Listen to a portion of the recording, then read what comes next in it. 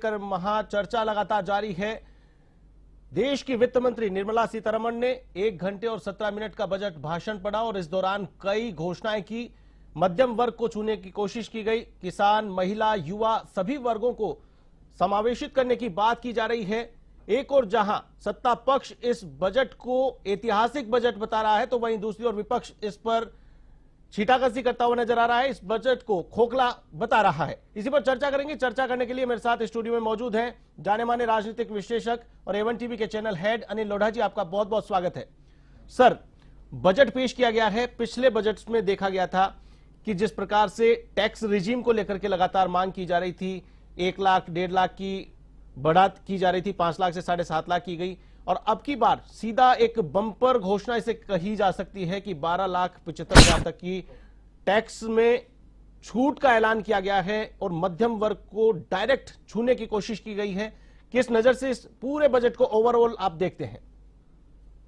आशीष जी, मेरी दृष्टि में बजट अभी अधूरा है जी, और बजट पे बहस का जब जवाब आएगा तब शायद ये बजट पूरा होगा जी, एक राजनीतिक विश्लेषक के नाते। क्योंकि गुलाब का फूल खुशबू भी देता है, देखने में भी अच्छा लगता है, ये गुलाब के फूल की तरह है, लेकिन उसके नीचे कांटे अभी दिखाई नहीं दे रहे और कांटे अभी दिखाई देंगे भी नहीं। बजट में घोषणाएं हैं, खुलापन है, आम आदमी को, मध्यम वर्ग को राहत मिलती दिख रही है। और हम नहीं कहना चाहते कि कोई दिल्ली चुनाव के लिए या बिहार चुनाव के लिए बजट है, लेकिन इसके इन दोनों चुनाव पर इम्पैक्ट होंगे, इससे इनकार नहीं किया जा सकता। 12 लाख की छूट जो इनकम टैक्स में दी गई है, उस छूट की वजह से दिल्ली का बड़ा इनकम टैक्स पेयर मध्यम वर्ग भाजपा की तरफ आकर्षित होगा जी, उसे राहत मिलेगी जी, वो खुश होगा। लेकिन इस बजट में जो फिस्कल डेफिसिट के लिए और बाकी चीजों के लिए प्रावधान होते हैं, जो कांटे होते हैं बजट में जी, नीचे छुपे हुए फूल के नीचे, वो बिल्कुल दिखाई नहीं दे रहे मेरे को। जी, घोषणा है, विकासोन्मुख बजट है। सवाल यह है कि विकासोन्मुख इतनी घोषणाओं वाला बजट है तो जो वित्तीय हालात के जानकार होते हैं, जो शेयर मार्केट में ट्रेडिंग करते हैं, वो शेयर मार्केट में सेंसेक्स गोता क्यों लगा रहा है, ये सवाल है बड़ा। बहुत आम आदमी कहेगा, लेमैन कहेगा बहुत अच्छा बजट है, पर जो लोग टेक्निकली देश की इकोनॉमी को जानते हैं जी, वो इस बजट को लेकर अभी उतने पॉजिटिव रिएक्शन देंगे, ये मुझे लगता नहीं है। जी, बिल्कुल। बहुत सफाई से, जैसे कैंसर की दवाइयां मुक्त कर दी हैं कस्टम से, खूब सारी दवाइयां मुक्त कर दी हैं, और ऐसे शीशा, जिंक, लिथियम जो चीजें भारत में कम उपलब्ध है और इंपोर्ट करनी पड़ती है भारत की के उद्योगों को चलाने के लिए भी, भारत के लोगों के जीवन को चलाने के लिए भी जी, उनमें कस्टम में छूट दी गई है, कस्टम फ्री किया गया। जैसे लिथियम हो गया तो वो बैटरी की कार जो है सस्ती हो जाएगी, या मोबाइल की बैटरी सस्ती हो जाएगी, ठीक है ना जी। तो ये वो चीजें जो आम आदमी को छू रही हैं और आम आदमी को राहत मिल रही है। और ठीक है, 5 करोड़ से 10 करोड़ कर दिया एमएसएमई का लोन, किसी का लोन कुछ कर दिया, किसान क्रेडिट कार्ड की सीमा बढ़ा दी, लेकिन अभी जो हमेशा बजट जिस तरह पूरी समग्रता के साथ एड्रेस करता है देश की इकोनॉमी को जी, ऐसी समग्रता के साथ एड्रेस करता हुआ नहीं दिख रहा है। सीटें बढ़ जाएगी आईआईटी में, ये मखाना बोर्ड बन जाएगा बिहार में, ये वो सारी घोषणाएं हैं जो लोक लुभावन घोषणाएं जी, अट्रैक्ट करेंगी, हेडलाइन बनेंगी, तालियां बजेंगी, इसमें कोई दो राय नहीं है, और राहत भी मिलेगी, इसमें भी कोई दो राय नहीं है। लेकिन जो 5 ट्रिलियन इकोनॉमी बनाने का जो लक्ष्य है और उसके लिहाज से हमें जो कुछ भी करना है, देखिए बजट में सबसे बड़ी बात यह है कि एक तो उन्होंने घोषणा करी नया इनकम टैक्स लॉ आएगा जी, तो वो इनकम टैक्स लॉ आएगा, उसमें क्या होगा वो बात डेफर हो गई। आज इनकम टैक्स की आज घोषणा तो कर दी है जी, पर वो उसमें सुकून वाली बात केवल ये है कि जैसे उन्होंने पहले टीडीएस में क्रिमिनलिटी खत्म की थी, अब टीसीएस में भी क्रिमिनलिटी खत्म कर दी है। जी, चूक हो जाती है, पैसे नहीं होते छोटी कंपनियों के पास में, जमा नहीं करा पाते टाइम से, जी, उनको क्रिमिनल एक्ट से छूट दी गई है। वो विलिंग नहीं होते, विलफुलनेस से नहीं करते ऐसा काम, लेकिन मजबूरी में करना पड़ता है, तो वो पैसे जमा करा दो, पेनल्टी लगा दो, ब्याज लगा दो, लेकिन उनको जेल मत करो। ये टीडीएस के बारे में सोचती, अब टीसीएस के बारे में सोच आ रही। जी, ऐसे काफी राहतों का अंबार है इसमें बजट में, इसमें कोई दो राय नहीं। ये कॉलेज खुलेंगे, ये बोर्ड खुलेगा, ये सीटें बढ़ेंगी, ये पटना में एयरपोर्ट पे ये होगा, और जो भी सब कुछ अच्छा है जी। लेकिन क्या कोई भी बजट किसी भी विकासशील देश की योजना में या विकासशील देश की लाइफ में सब कुछ अच्छा देने वाला हो सकता है क्या, ये सवाल है। मैं इसलिए कह रहा हूं कि जीएसटी काउंसिल अलग है। जब से जीएसटी काउंसिल बनी है और जीएसटी लागू हुई है, तब से बहुत बड़ा पार्ट बजट का जीएसटी के पास चला गया है। तो जीएसटी काउंसिल के माध्यम से आप देश की इकोनॉमी को रेगुलेट करते रहते हो, हर 2-3 महीने में जब मीटिंग करते हो तब करते रहते हो, तो वो बजट का हिस्सा नहीं बनती बातें, और बाद में पता लगता है कि ये जीएसटी बढ़ गई और ये जीएसटी घट गई, उससे देश की इकोनॉमी का डायरेक्शन तय होता रहता है जी। बढ़ता रहता है, घटता रहता है, जो भी होता है जी। तो एक बड़ा पार्ट तो बजट में वहां चला गया। जी। दूसरा, इनकम टैक्स लॉ आएगा नया, तब उस वक्त क्या चेंजेस आएंगे वो देखने वाली बात होगी। जी। तीसरा, 12 लाख की छूट दी गई है, तो मध्यम वर्ग को तो बहुत जबरदस्त इससे वो मिलेगा। जी। लेकिन इसमें जो टैक्स रेट है वो सब चीजें हैं अभी। जी। तो अगेन मैं मानना चाहता हूं कि जो चार्टेड अकाउंटेंट है उनके हवाले रहेगा मध्यम वर्ग। सिंपल नहीं है कि 12 लाख तक बिल्कुल छूट है, 12 लाख तक खत्म हो जाएगा, कुछ नहीं देना। अभी बहुत सारी बातें, बिल्कुल अपूरित घाटा, अपूरित मांग, अपूरित जो सिस्टम है जी। उसमें मुझे लगता है उसको पूरित किया जाएगा। बिल्कुल। और 4 बजट साल के- का रिटर्न एक साथ फाइल करने का भी एक ऑप्शन दिया गया कि पहले पेनल्टी और चार्जेस जो लगते थे, इस बार शायद ये भी एक छूट देने की कोशिश की गई है। जी हाँ, ये भी दी गई है, और कॉर्पोरेट लॉ में भी करना चाहिए ऐसा कि बहुत सारी चूकें हो जाती है। बहुत सारी बातें हैं जो छोटी कंपनियां खास तौर पर मिस करती रहती हैं, जी। और छोटी कंपनियों की मिसिंग को कैसे उनको स्ट्रीमलाइनिंग करने के लिए, उनको सिस्टम में लाने के लिए कैसे उनको प्रोवोक किया जाए या कैसे उनको राहत दी जाए, ताकि वो मेन लाइन में, मुख्य धारा में किसी गलती की वजह से रह गया तो वो, तो इनकम टैक्स में ये दी गई छूट, कंपनी लॉ में भी ऐसी दी जानी चाहिए, जिससे कि एक बार देश का पूरा कर का ढांचा है उसमें फिट हो जाए। बिल्कुल। हर व्यक्ति जो टैक्स दे रहा है, हर व्यक्ति जो उद्यम चला रहा है, हर व्यक्ति जो पैसा कमा रहा है, उसको पूरा नहीं, भूल चूक की माफी दे करके, एक एमनेस्टी योजना दे करके पूरा एक मुश्त एक ऐसा करना चाहिए कि देश पूरा एक साथ कानून के दायरे में अपने आप को ले आए। इसका एक प्रयास करना चाहिए सरकार को। जी। और बीच बीच में चूंकि कभी कोई कानून बना, कभी जीएसटी आई, कभी कुछ आई, आदमी समझ नहीं पाया। खुद मैं तो बहुत सारे ऐसे कानून के कर सलाहकारों को जानता हूं जो खुद नहीं समझ पा रहे बहुत सी चीजों को, कहते हैं मैं देख के बताऊंगा मैं क्या नया प्रावधान हुआ है। तो इसलिए जो चेंज हुए हैं लॉ में और प्रावधानों में और बजट के जरिए और जीएसटी में, कंपनी लॉ में, सबको मिला के समग्र रूप से एक पूरे देश को स्ट्रीमलाइनिंग करने के लिए कोई एमनेस्टी योजना लानी चाहिए थी, जो भी है टुकड़ों टुकड़ों में है, राहत है, इसमें कोई दो राय नहीं। तो अभी मेरा मानना है कि हमको लोकसभा में इसकी बहस सुननी चाहिए जी। और बहस के उत्तर का जवाब सुनना चाहिए। जी। मैं समझता हूं उस वक्त तक ये दिल्ली चुनाव भी हो चुके होंगे, जी। तो और खुलापन आएगा बजट में, मेरा ऐसा मानना है। जी। इसके अलावा बिहार का जिक्र देखने को मिला है। पूरा बजट, पूरे देश भर का बजट है, लेकिन बिहार का कई जगह जिक्र, मखाना बोर्ड बनेगा, खाद की यूनिट्स वहां पर स्थापित होगी, हाँ। किसानों के लिए स्पेशल आसाम का भी जिक्र है वैसे एक तो, जी। आसाम में भी इसको कुछ किस बना नजर रहे से हैं। देखते हैं आप? हाँ, नहीं देखिए, अब ये पॉलिटिकल पार्टी होती है, वो सरकार चलाती है डेमोक्रेसी में, तो उसकी नजर में ये बात तो रहती है कि कहां चुनाव है और कहां लोगों की जरूरत पर ध्यान देने की जरूरत है। जी। वर्ग विशेष पर भी और भौगोलिक क्षेत्र में भी, दोनों तरह से। जी। क्लास, मध्यम वर्ग, भौगोलिक क्षेत्र, बिहार, असम या दिल्ली जो चुनाव है, तो ये देखिए इसमें इसको मैं कोई राजनीतिक गुनाह नहीं मानता। जी। ये बट नेचुरल है। आपको जिस इलाके पे अभी जाकर के वोट मांगने हैं, उस इलाके में कि लोगों की समस्या पर ध्यान देना ही पड़ेगा, देते ही हो, देना चाहिए भी। इस बहाने बारी बारी से पूरे हिंदुस्तान के हर राज्य पे ध्यान पड़ जाता ना। जी। इस बार बिहार का नंबर है, अगली बार असम का आएगा, फिर किसी का। तो ये पॉलिटिकली मैं इसको बिल्कुल भी अनैतिक भी नहीं मानता मैं तो। जी। ये ठीक है, ये राज्य में होते हैं जो लोग, वो सब करते हैं और जी। करना भी चाहिए।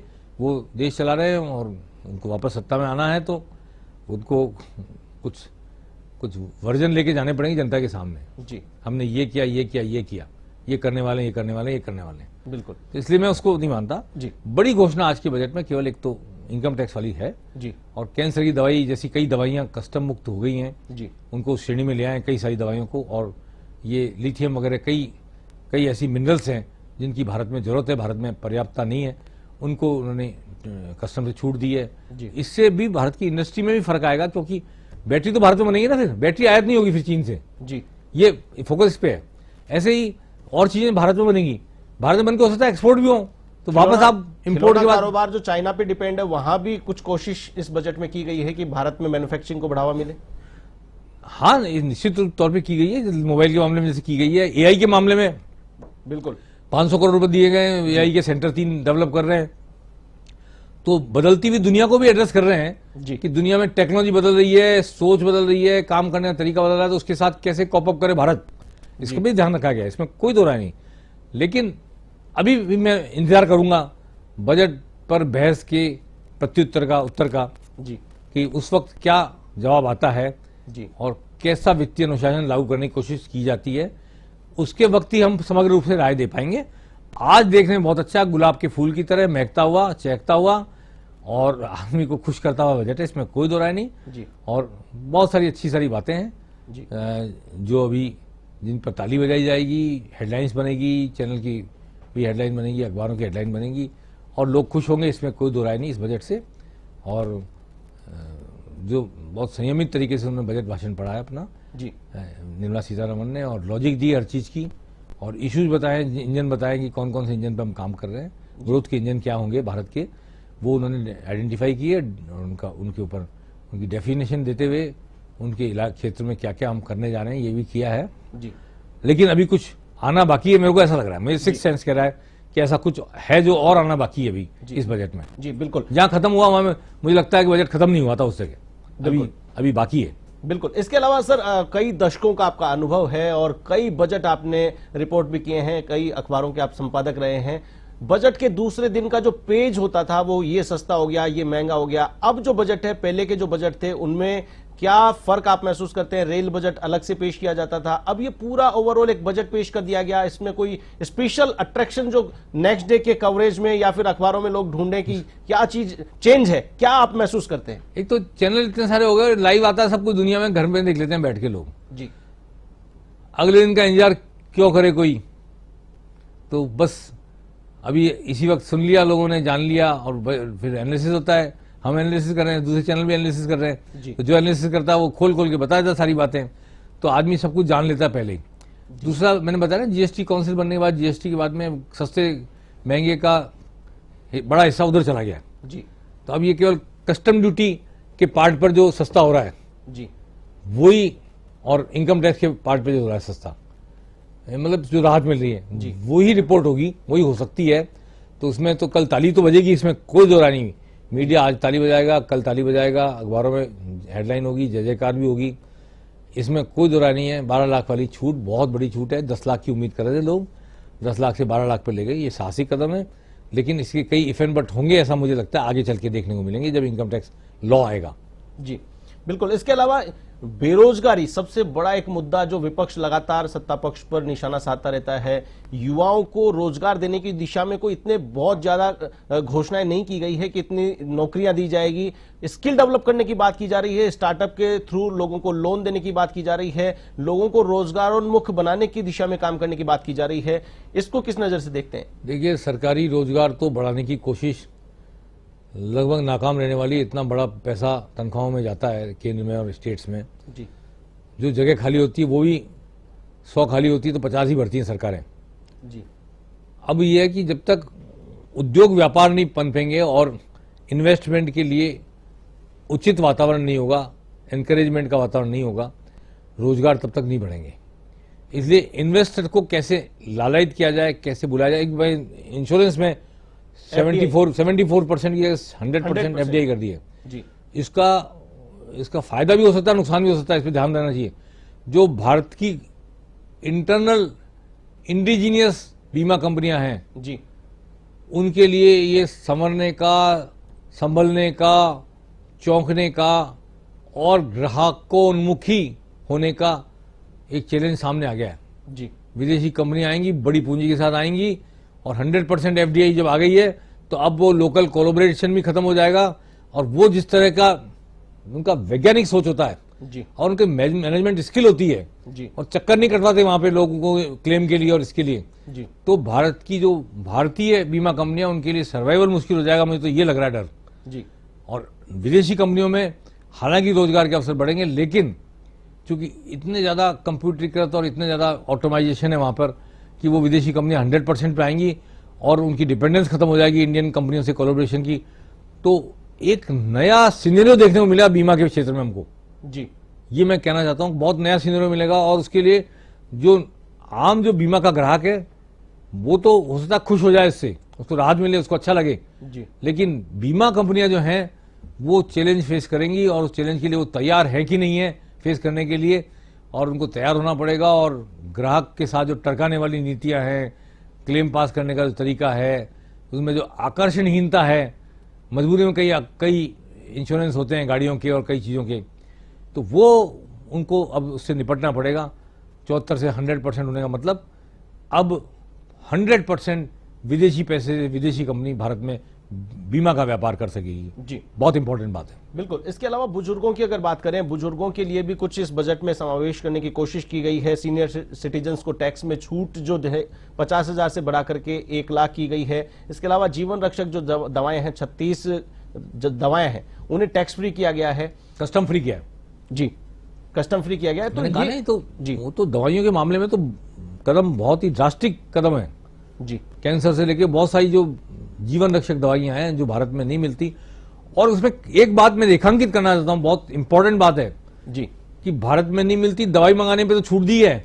जी उस दवाई को भारत में बनाने वाली कंपनी को वहां से दवा का जो कंटेंट है, जो उसका जो भी उसमें केमिकल है, उसको मंगाने में भी छूट दी है, जी ताकि भारत की कंपनियां भी वो दवा मंगा करके बना करके और भारत में भी अल्टीमेटली उसकी भारत की आत्मनिर्भरता की तरफ बढ़े। लेकिन प्रोवाइडेड, उसमें एक लाइन मैंने सुनी थी कि वो आज जीवन रक्षक दवाइयां फ्री दी जाए रोगी को, जी तो शायद कस्टम से फ्री होंगी।